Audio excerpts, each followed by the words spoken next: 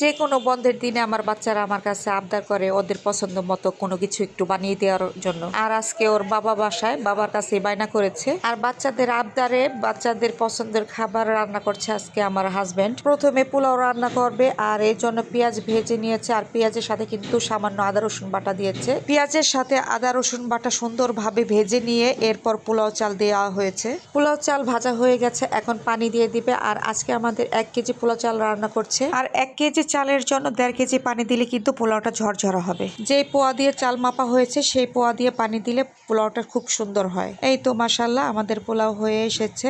এখন পোলাওটার মধ্যে একটু কালার আসার জন্য একটু জর্দা রং দেওয়া হয়েছে। এরপর এখন ঘি দেওয়া হবে।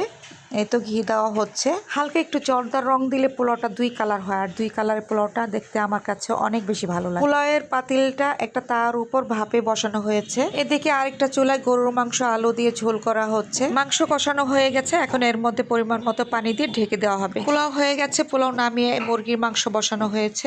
আর মুরগির মাংসটা সাদা করে রান্না করা হয়েছিল। আলহামদুলিল্লাহ, এই ছিল আমাদের বন্ধের দিনের রান্না, আমার হাজবেন্ডের হাতের রান্না। আর আমার হাজবেন্ডের রান্না অনেক বেশি মজা হয়, এই জন্য প্রতি বন্ধের দিনে আমার হাজবেন্ডই আমাদেরকে রান্না করে খাওয়ায়। আলহামদুলিল্লাহ।